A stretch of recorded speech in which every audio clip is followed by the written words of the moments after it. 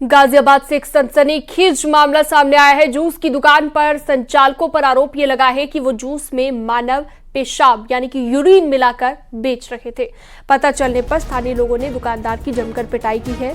सूचना पाकर मौके पर पहुंची पुलिस ने भीड़ से बचाया। इस दौरान दुकान की जांच की गई तो एक कैन में मानव मूत्र बरामद हुआ है और इसे लेकर जब पूछताछ की गई तो जूस विक्रेता कोई संतोषजनक जवाब नहीं दे पाए।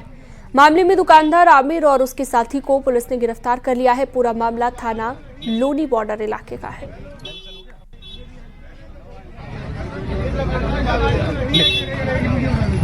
इन तीनों तस्वीरों के जरिए आप देख सकते हैं कि ये जो पूरा मामला सामने आया, बोतल में यूरिन करीब 1 लीटर यूरिन बताया जा रहा है कि यहाँ पर मिला है। लोगों ने हंगामा किया है खूब सारा और पिटाई भी की है संचालकों की, जिसमें एक आमिर नाम का शख्स है और एक नाबालिग उसका साथी बताया जा रहा है। दोनों की जमकर पिटाई की गई है। लोगों में काफ़ी गुस्सा देखने को मिला, काफ़ी आक्रोशित लोग नजर आए हैं क्योंकि बहुत सारे लोग ऐसे हैं जो जूस कॉर्नर पर या फिर बाहर शेक कॉर्नर पर जाकर जूस पीते हैं।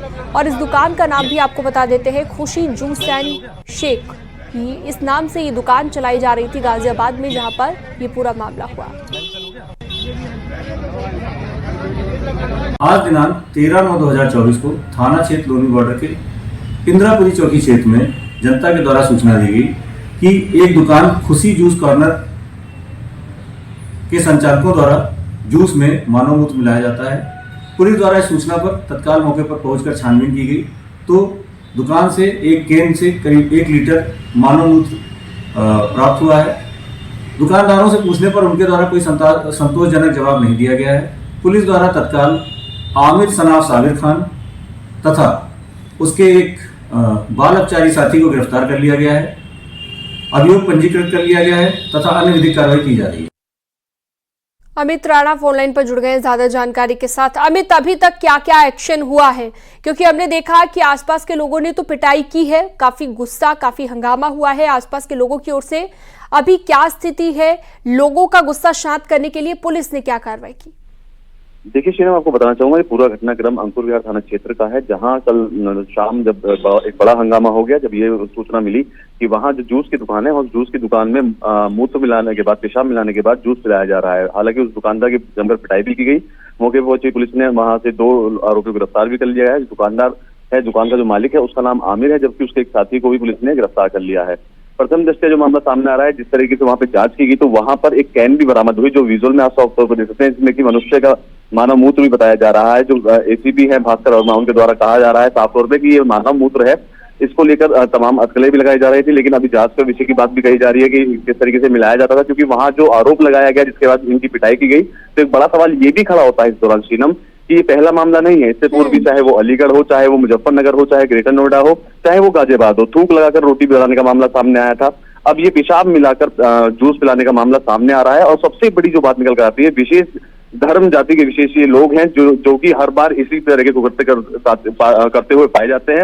इनके खिलाफ कार्रवाई भी की जाती है, बावजूद इसके कोई सुधार इनमें देखने को नहीं मिल रहा है। हालांकि पुलिस की तरफ से ये कहा जा रहा है कि अगर ये दोषी पाए जाते हैं तो उनके खिलाफ सख्त से सख्त कार्रवाई भी की जानी सुनिश्चित है। अमित, ये मामला उजागर कैसे हुआ? कैसे सबसे पहले ये पता चला? क्योंकि हम देखते हैं कि आपने जैसा जिक्र भी किया, कार्रवाई की जाती है, लेकिन फिर भी ऐसे मामलों को आप रोक नहीं सकते। इन पर रोक आखिर लगे तो कैसे लगे, ये बड़ा सवाल है। और ऐसे में उजागर कैसे हुआ ये मामला? सबसे पहले आपको बताना चाहूंगा, कल देर शाम इलाके के ही रहने वाला एक युवक इसी दुकान पर खुशी जूस कॉर्नर जिसका नाम है, वहां पर जूस पीने के लिए गया तो उसने देखा कि अंदर दुकान के अंदर जो लड़का था वो वहां एक बोतल में पेशाब कर रहा था। इसको लेकर सभी इस बात पर आशंका जताई कि उस पेशाब को ही जो जूस है उसमें मिलाया जाता है। हालांकि जैसे ही इसकी बात की भनक वहां पड़ी, आसपास के इलाके से और भी अन्य लोग वहां इकट्ठे हो गए और वहां पर जमकर हंगामा भी किया। और आप देख सकते हैं कि तस्वीरों में कि जो दुकानदार है उसकी पिटाई भी की जा रही है। इस दौरान दुकानदार ये भी कह रहा है कि वो पेशाब मिलाते नहीं है, वो लड़का अंदर पेशाब कर रहा है। अगर आखिरकार बड़ा सवाल ये खड़ा होता है कि पेशाब भी अगर कोई कर रहा है तो दुकान में कैसे कर सकता है, जो उसकी रोजी रोटी है। और दुकान में वो एक बोतल में क्यों रख रहा है, इकट्ठा करके रख रहा है, ये बड़े सवाल आते हैं जिनका जो जवाब पुलिस तफ्तीश के बाद ही जो पता चल पाएगा। लेकिन जो लोग बाग हैं उनमें खासा आक्रोश है इस बात को लेकर। वहीं कई हिंदू संगठन भी हैं जिनका। बिल्कुल, बहुत शुक्रिया अमित, तमाम जानकारी विस्तार से आपने दी।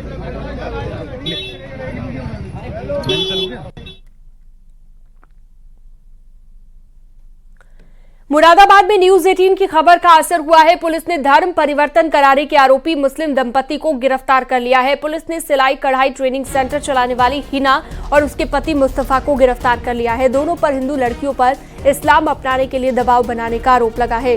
वहीं आरोपी मुस्तफा पर अश्लील हरकतें करने का भी आरोप लगा है। मुस्लिम दंपति पर लड़कियों की अश्लील वीडियो बनाने का भी आरोप लगा है।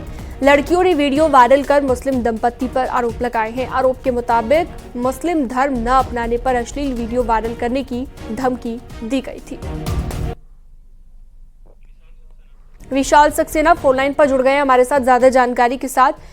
विशाल, न्यूज 18 की खबर का यहाँ पर असर हुआ, आरोपी मुस्तफा और हिना गिरफ्तार कर लिए गए। बिल्कुल, देखिए आपको बता दूं, न्यूज 18 की खबर का दमदार असर हुआ है कि जिस तरह से धर्मांतरण का जो दबाव बनाने का आरोप एक मुस्लिम दंपत्ति पर लगा था। 3 युवतियों ने आरोप लगाया था कि मुस्लिम जो दंपत्ति है, जो महिला जो है कि मुस्लिम, वो सिलाई कढ़ाई जो प्रशिक्षण है केंद्र चलाती है, वो लोग सिलाई कढ़ाई सीखती थी और वहां जो है उसका जो पति और वो खुद, उन्होंने उनको धर्म परिवर्तन करने के लिए दबाव बनाया था। उनकी अश्लील वीडियो बनाने का उस दंपत्ति पर आरोप है। साथ ही जो खाना था, खाना भी अपने साथ खिलाने का उन पर आरोप है। तो इस तरह के कुछ आरोप जो थे उन्होंने लगाए थे, जिसके बाद न्यूज 18 ने प्रमुखता से ये खबर दिखाई थी और न्यूज 18 की खबर का दमदार असर हुआ है कि जो आरोपी हिना और मुस्तफा, जो दोनों दंपत्ति हैं, पुलिस ने उनको गिरफ्तार किया है। ठीक है, बहुत शुक्रिया तमाम जानकारी के लिए आपका।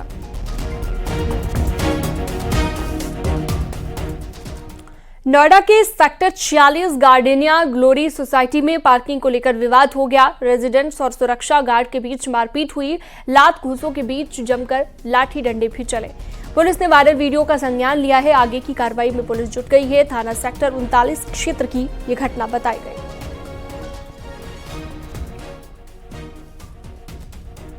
तो लात घूंसों के साथ लाठी डंडे भी यहां पर चले हैं। ये बड़ी खबर इस वक्त आपको दे रहे हैं। एक्सक्लूसिव तस्वीर भी न्यूज 18 आपकी स्क्रीन पर आपको दिखा रहा है।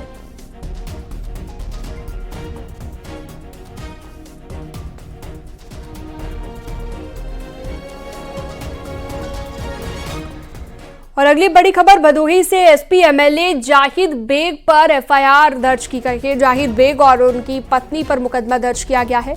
आवास पर नाबालिग नौकरानी ने जान दी थी। एफआईआर में नाबालिग के साथ मारपीट का भी जिक्र किया गया है। भदोही कोतवाली में कई धाराओं में मामला दर्ज कर लिया गया है। श्रम प्रवर्तन अधिकारी जेपी सिंह ने मामला दर्ज कराया है। लड़कियों से बाल मजदूरी करवाने को लेकर जांच जारी है। दिनेश पटेल फोन लाइन पर जुड़ गए ज्यादा जानकारी के साथ। दिनेश, कैसे ये पूरा मामला उजागर हुआ और अभी क्योंकि मामला भी दर्ज कर लिया गया है और मामले को लेकर एक्शन भी लगातार जारी है, अभी क्या लेटेस्ट अपडेट है? देखिए, इस पूरे प्रकरण में जो भदोही के श्रम परिवर्तन अधिकारी जेपी सिंह है, उनके द्वारा भदोही कोतवाली में मुकदमा दर्ज कराया गया है। जो एफआईआर है उसमें जिक्र किया गया है कि जो है बाल किशोर श्रमिक के रूप में इन लड़कियों से काम लिया जा रहा था। आपको बता दें कि बीते दिनों एक नाबालिग लड़की का शव कमरे में मिला था विधायक के आवास पर। उसके बाद श्रम विभाग की टीम जब इनके घर पे पहुंची थी दूसरे दिन, तो एक और नाबालिग लड़की वहां से बरामद हुई थी। जो नाबालिग लड़की है उसके बयान के आधार पे श्रम परिवर्तन अधिकारी के द्वारा यह कार्रवाई की गई। ठीक है, बहुत शुक्रिया तमाम जानकारी के लिए आपका। रायबरेली में एक दबंगों ने एक दंपत्ति को बेवजह बुरी तरह पीट दिया। पीड़ित दंपत्ति का आरोप यह है कि आरोपी उनके घर के बाहर हुड़दंग मचा रखे थे। मना करने पर उन्होंने लोहे की रॉड से दोनों को जमकर पीटा है। स्थानीय लोगों ने जब इसकी शिकायत डायल 112 पर की तो पुलिस के पहुंचते ही मौके से फरार हो गए। डायल 112 ने घायलों को जिला अस्पताल में भर्ती करवा दिया है। मेरे साथ बदतमीजी करने लगा, बाल पकड़ के गिरा दिया। जब मैं कोशिश करने लगी अंदर घसीट के जाने के लिए तो ये कपड़े मेरे खींचने लगे। कहीं क्या मेरे हस्बैंड को विरोध करने पर इन्होंने लोहे की रॉड से हमला किया सर पे और हमारे हाथ तोड़ दिया और सर बहुत ज़्यादा मारा। जब तक हमारे हस्बैंड बेहोश नहीं हो गए। ये दिल भर के मारे। तो घर के बाहर रो लगा के उदय राज मिश्रा, उनके लड़के और उनके अन्य साथी और उनके रिश्तेदार सब दारू पी रहे थे। तो गाड़ी में फुल गाना लगा के गाली गलौज कर रहे थे। उस पर हम जब बाहर निकले मना करने के लिए तो वो लोग गाली गलौज किए, भद्दी गाली दी और मारने लगे। उसके बाद जब हम अपनी पत्नी को लेकर घर गेट के अंदर आए तो अंदर आके मेरी पत्नी के साथ छेड़खानी करने लगे, बदसलूकी किए। उसके बाद हमारे रोकने पर वो लोग लोहे की राड से हमारे सर पे वार किया। उसके बाद हमारी पत्नी को भी बहुत कायदे से मारा, लातों घूंसों डंडों से। हरदोई में दो बदमाशों ने घर में महिला को अकेला देखकर उसे ठग लिया और बदमाशों ने गहने साफ करने के बहाने लाखों रुपए गहनों पर हाथ साफ कर लिया। पूरी घटना वहां पर लगे सीसीटीवी फुटेज में कैद हो गई है। सीसीटीवी फुटेज में दोनों युवक वारदात के बाद जाते हुए दिखाई दे रहे हैं। दोनों ने महिला को बताया कि वो जेवर साफ करते हैं और फिर उसे झांसी में लेकर जेवर लेकर फरार हो जाते हैं। पीड़ित महिला ने पुलिस में इसकी शिकायत दर्ज कराई है। रायबरेली में नोएडा कंपनी की पीसीआई इंफ्रा प्रोजेक्ट की यूनिटों पर एसबीआई और जीएसटी टीम की छापेमारी हुई है। इस छापेमारी में नोएडा और लखनऊ की टीम शामिल है। PCI infra projects private limited company Noida में रजिस्टर्ड है और यहां पर उसने जल निगम में पाइपलाइन बिछाने का ठेका लिया। इस कंपनी के रायबरेली में 3 अलग अलग दफ्तरों पर छापेमारी हुई। तीनों दफ्तर शहर के प्रगतिपुरम कॉलोनी के हैं। हालांकि इस दौरान छापेमारी करने आई टीमों ने कुछ भी बताने से फिलहाल इनकार कर दिया है।